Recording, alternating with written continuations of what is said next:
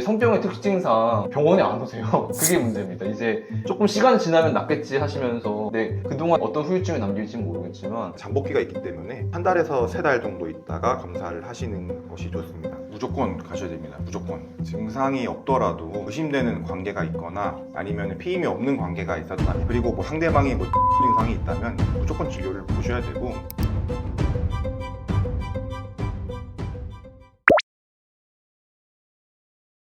그러니까 성기에 난 피부 질환으로 볼 수 있는 것들이 몇 가지가 있는데, 제일 이제 많이 오는 게 수포, 헤르페스 때문에 날 수 있다 보시면 돼요. 그러니까 입술에도 이렇게 막 주변에 수포 같은 거 피곤하면 나시는 분들 계실 텐데, 똑같이 음경이나 이제 귀두 쪽으로 해서 수포가 나는 분들이 있고, 이것은 보통 헤르페스인 경우가 많습니다. 그거랑 조금 다르게 생긴 게 이제 곤지름인데, 사마귀, 그러니까 성기 사마귀라고 보시면 되고, 요거는 이제 HPV라고 하는 그 인간 유두종 바이러스에 의한 그런 피부병이라 보시면 되고, 여성분들한테는 자궁 경부암을 일으킬 수 있다고도 알려져 있습니다. 그리고 궤양, 그러니까 피부가 까져서 페인 느낌으로 올 수가 있는데, 헤르페스 수포가 터져가지고 궤양처럼 보일 수도 있고요. 아니면은 매독이 이제 1기 매독, 완전 초기 매독은 성기 쪽에 이런 게 좀 올 수가 있습니다. 또 전신에 발진이 있는데 이제 전신 2기 매독으로 나오시는 분들도 생각보다 좀 있는 편이셨고요. 그리고 HPV 같은 경우는 이제 막뭐 자궁경부암이니까 남의 일이겠지 이렇게 한다고 내버려두면 안 되는 게, 경우에 따라 이게 고위험 HPV랑 저위험 HPV 두 개가 있거든요. 고위험이라는 건 암을 일으키는 놈들. 결국 냅두면은 이제 그쪽 피부에 암을 유발할 수가 있고요. 그리고 다른 문제가 이제 성관계를 하다가 이제 조금 소위 말하는 구강성교 하는 케이스가 있을 수 있잖아요. 근데 문제는 얘네들이 이제 구강암을 일으킵니다. 이 바이러스가 살아있는 상태로 구강에 들어가면은 편도암이나 구강암, 인두암, 이런 후두암 이런 것들을 유발하기 때문에 이런 바이러스들을 키우고 양식하는 건 사실 정말 좋지 않아요. 그래서 보이면은 바로 오셔야 되고, 크기가 작더라도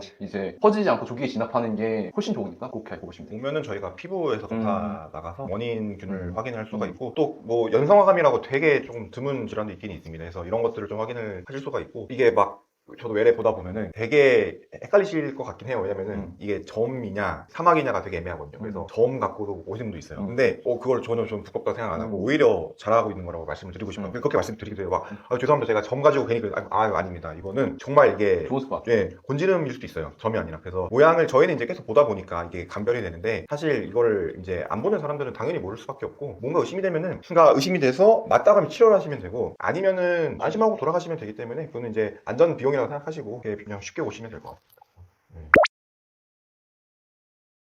헤르페스가 굉장히 흔하다는 걸 의미를 하는데, 일단은 바이러스라고 보셔야 되고요. 바이러스가 이제 수포를 만드는 건데, 흔히 알려져 있는 게 1형이랑 2형이 있고, 1형은 보통 입술 쪽 헤르페스를 만들고, 2형은 이제 여성분들은 질 쪽이나 외음부 쪽, 남성분들은 성기, 귀두 이런 쪽에 조금 수포를 만들 수가 있는데, 꼭 입에 있다고 1형이 아니고 성기에 있다고 2형은 아닙니다. 아까도 뭐 얘기했지만은 구강성교 비율이 점점 늘고 있기 때문에 1형이 성기에 날 수도 있고 2형이 입술에도 날 수 있습니다. 그래서 이거를 분류하느냐는 사실 크게 의미는 없어요. 그러니까 구강성교를 뭐 섹스로 볼 거냐 말 거냐도 애매한 부분도 있고, 사실. 그래서 요거를 뭐 1형은 뭐 성병이 아니네, 2형은 성병이네, 이런 거 보기도 애매해요. 그리고 요건 한번 걸리면 안 낫습니다. 그러니까 몸에 신경절에 이제 매복을 해서 피곤하고 스트레스 받을 때마다 나는 거라 보셔야 되고, 그럴 때마다 이제 약을 먹어서 바이러스의 이런 활성도를 좀 줄이고, 피부에 좀 수포 같은 거, 연고 같은 거 발라서 좀 도움이 될 수가 있고요. 그리고 얼마 전에도 그런데 이제 헤르페스가 진단이 되어서 이게 결혼을 못하는 거 아니냐, 임신을 못하는 거 아니냐, 이런 거 물어보시는 분들이 좀 있었어요. 사실 그렇진 않고요. 근데 이제 물론 이제 배우자에게 헤르페스가 걸렸다는 얘기를 말해줘야 되는 건 맞아요, 법적으로. 근데 그렇다고 해서 뭐 이게 그 재발을 계속하기 때문에 완치가 좀 어렵다, 안 된다는 거지. 이제 약을 재발할 때마다 잘 드시게 되면 증상이 잘 조절이 돼서 상대방한테 옮길 가능성이 굉장히 떨어뜨릴 수가 있거든요. 이제 문제가 되는 거는 이제 임신 도중에 이제 헤르페스가 걸렸을 때는 아기가 있는 상태니까 뭐 약 쓰기도 힘들고 이런 상태라 가지고 뭐 아기가 그 상태로 태어나 버리면 헤르페스가 아기한테 넘어가고 이런 것들이 문제가 되는 건데, 사실 그런 것들에 대해서만 주의를 하시면 돼요. 막 이것 때문에 뭐 정자에 문제가 생긴다거나 뭐 임신이 안 된다거나 그런 건 아니고요. 이제 관리를 하셔야 되는 그런 질환이라고 말씀드리겠습니다. 출산이 문제라서 출산이 문제. 그 질에 있는 게 애한테 가면 애한테 안 줄 수 있습니다. 애기는 뇌염을 일으킬 수가 있어서 사실 그것도 약으로 억제하면서 출산하면 문제가 없기 때문에, 이거 막 그런 분이 계셨어요. 이거 진단 됐는데 엄청 우시는 거예요. 자기는 망했다. 이거 망한 거 아니라고. 이제 인류의 절반을 다 망하게 하셨다, 이런 느낌이 들 정도로 괜찮습니다. 그래서 물론 귀찮기는 하실 거예요. 그러니까 재발할 때마다 와서 약 받고 쓰라리고 아프고 하실 수도 있는데 죽을 병은 음. 아니고 귀찮은 병이죠. 다만 컨디션 관리를 굉장히 유의하셔야 되고 환자분들 중에서도 막 그 출장이나 음주가 어쩔 수 없이 직장 때문에 많이 하셔야 되는 분들 막 그런 분들 10번 20번씩 재발을 해요. 근데 그런 분들이 아니고 정상적으로 생활을 하신 분들은 그러니까 재발하신 분들 중에 그렇게 그런 케이스는 생활 습관의 문제든지 아니면 실제로 면역력이 저하되는 당뇨라든지 다른 합병증이 동반돼 있든지 이런 케이스가 아니면 사실 그렇게 재발이 잦진 않습니다. 이론적으로는 걸리고 평생 모른 상태로 네네. 그냥 죽을 수 있습니다. 네네. 예, 그게 안 나오면. 네. 일단 통계적으로는 뭐 늘고 있는 추세라고는 하는데 이제 성병의 특징상 그 병원에 안 오세요. 그게 문제입니다. 이제 조금 시간이 지나면 낫겠지 하시면서 하다가 자연 치유되는 케이스가 조금 있을 수 있어요. 근데 그동안 이제 안에 어떤 후유증이 남길지 모르겠지만 근데 그런 것들이 있어서 조금 이제 가려진 부분들이 조금 있어서 막 100%다 확인됐다고 보기엔 좀 어려울 것 같아요. 그런 것뿐만 아니라 요도에 그냥 균 같은 거 살고 있는 경우도 굉장히 많은데 사실 그냥 약 먹고 다 재균할 수 있는 간단한 균들이기 때문에 그런 거 다 고려하면은 빈도는 굉장히 많습니다. 검사해보면은 한두 개는 꼭 나오는 분들 많이 계시고 사실 그것도 이제 상대균으로 볼 수 있는 여지도 있기 때문에 비율로 놓고 네. 보면은 많지만 이제 사실 중요한 거는 얘가 경중인 것 같아요. 제 생각에는. 후유증이 심하게 남기느냐 심한, 아니면은 그냥 별 문제 없이 끝나는 넘어갈 수 있느냐 그 정도로 좀 보시면 될 것 같습니다.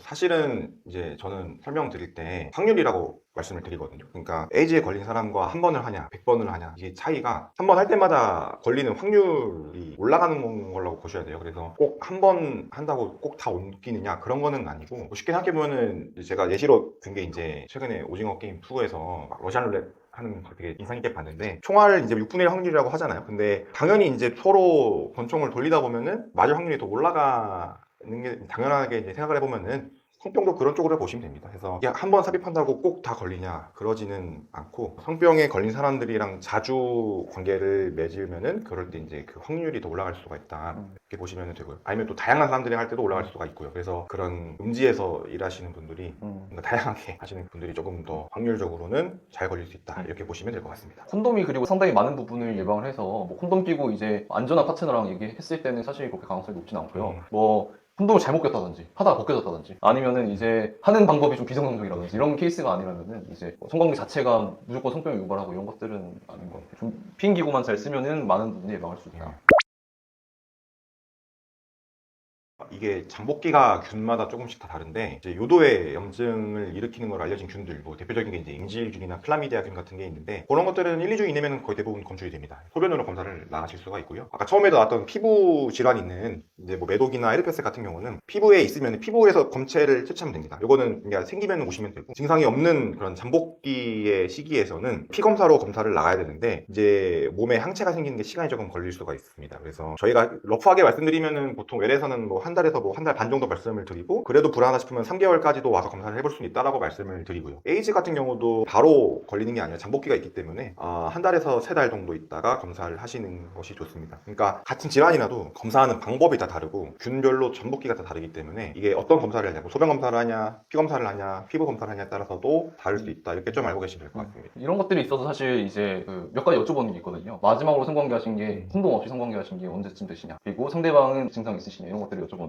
이거를 막 되게 민망해 하시는 분들이 많더라고요. 근데 이거 환자분의 평소 생활을 물어보고자 하는 게 아니고 이런 것들을 통해 가지고 어떤 검사까지 저희가 해드려야 될지를 여쭤보고자 하는 거니까 뭐 그리고 이런 환자분들 많이 보니까요. 그냥 편하게 말씀해 주시면 감사하겠습니다.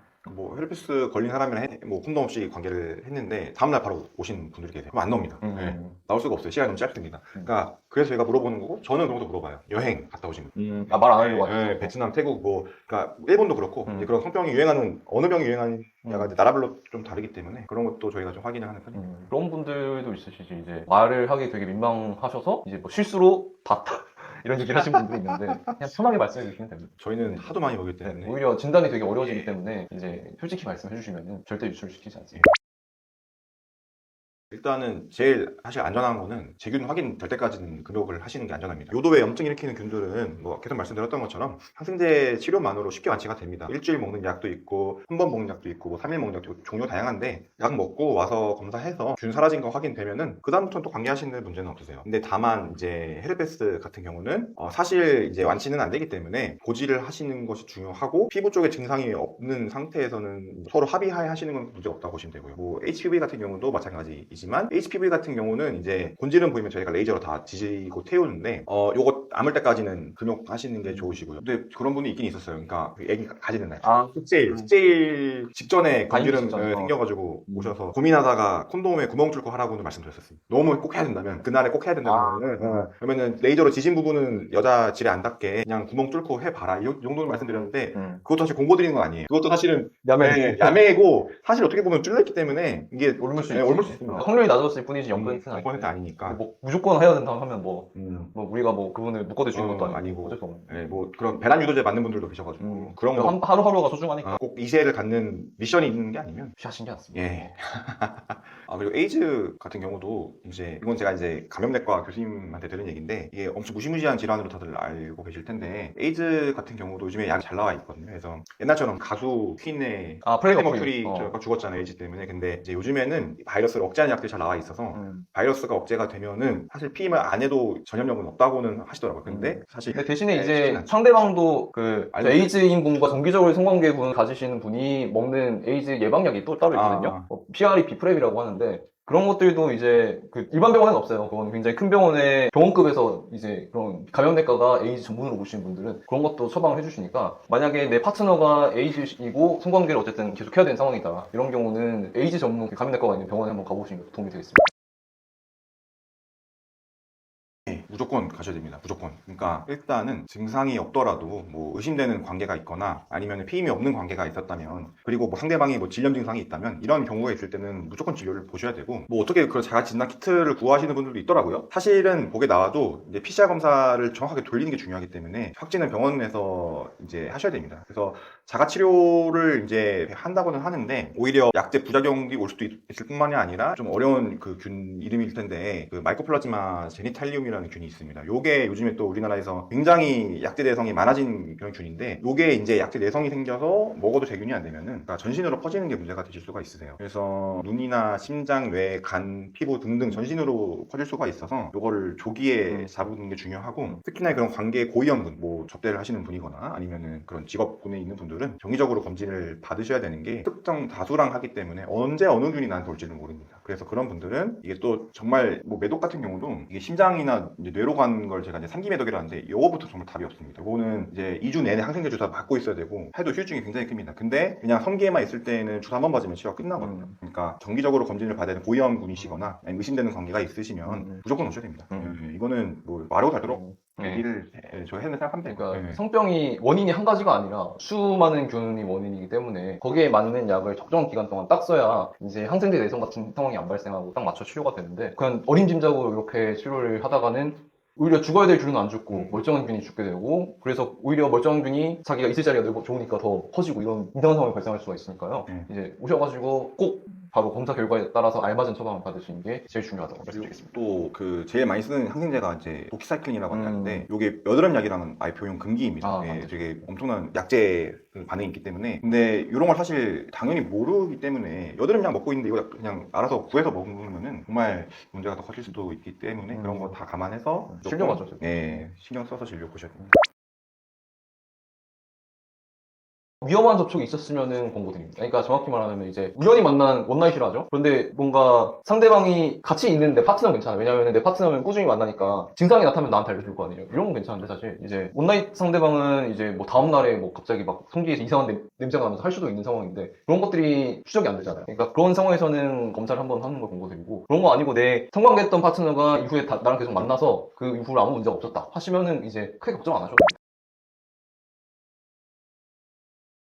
저희가 이번에 책을 하나 썼는데요. 요로개혁이라는 내용이고 교과서 내용에 기반해서 이제 최대한 쉽게 썼습니다. 이유는 제가 지금 일하고 있는 강남과대 비뇨기과가 이제 이수역 시장 앞이거든요. 그래서 어르신들이 굉장히 많이 오세요. 그래서 어려운 말을 의학 용어를 쓰면은 대부분 좀 못 알아들으시고 굉장히 풀어 설명해야 이제 알아들으시더라고요. 근데 시중에 나와 있는 책들이 하나하나 좀 어렵게 써 있습니다. 이번에 자료 조사하면서 본 건데 그래서 그런 것들에 있어서 되게 비뇨기과가 접근성이 떨어지지 않았나 이런 생각을 좀 하게 돼서 모든 단어를 최대한 쉽게 해서 뭐 초등학생이 읽을 정도로 굉장히 쉽게 썼으니까요. 그런 것들 분들 이제 소변 관련해서 조금 궁금한 게 있으셨으면 읽어보셨으면 좋겠습니다. 그리고 쓰게 된 이유 다른 하나는 이제 저희 병원에 오시는 여성 환자분들이 이제 소변 문제가 비뇨기과인지 몰랐었어요. 이렇게 말씀을 많이 하세요. 근데 비뇨기과가 옛날에 이름이었는데 이제 몇 년 전에 비뇨의학과로 이름을 바꿨거든요. 이름은 소변 관련해서 사실 모두 보는 과가 비뇨의학이기 때문에 그 성기만 조금 다룬다고 착각하시는 분들이 많았어서 그런 것들 인식을 개선하기 위해서 이름이 바뀌었었고요. 저희는 이제 콩팥부터 방광, 소변, 전립선까지 감염도 다 보고 교육도 보고 전문적 다 봐드리는 과이기 때문에 어쨌든 소변 관련해서 뭔가 이상한 느낌이 있으시면은 오시면 도움이 많이 되겠습니다. 뭐 소변색이 이상한 것도 사실 뭐 저희가 조금 궁금하실 것 같아서 저희 체관에 일일이 다 담아뒀거든요. 이런 것들도 다 이제 비뇨약 질환이랑 관련되실 수가 있으니까 이런 증상 있으시면은 비뇨약과 가까운 데로 오시면 되겠습니다. 정말 여성분들이 안타까운 게 많은 게 방광 질환이 다 방광염으로만 해서 항생제만 드시는 분들이 많은데 이게 소변 검사해 보면은 방광염은 명확하게 나오지만 다른 방광 질환들은 염증도 없고 근데 뭐 시원하지도 않고 이런 경우도 굉장히 많습니다. 근데 감별해야 될 질환도 굉장히 많은데 그냥 다 무지성 방광염으로 약을 먹으시는 분들이 많아서 조금 많이 안타까운 것도 있고 그런 측면으로도 더 쉽고 자세하게 썼기 때문에 남성분들뿐만 아니라 여성분들 역시 관심 있게 책을 좀 봐주시면 좋겠고 쉽게 쓰긴 썼지만은 그래도 안에 있는 내용은 다 교과서나 논문 기반으로 정확한 정보 전달 목적으로 했기 때문에 이제 내용에 대한 신뢰도는 그래도 있죠. 너무 열심히 잘 써주시죠. 네. 그러니까 내용이 쉽다고 꼭 부정한 거랑은 네. 별개인 것처럼 네. 그쪽으로는 믿고 한번 읽어보시면 좋을 것 같습니다. 감사합니다.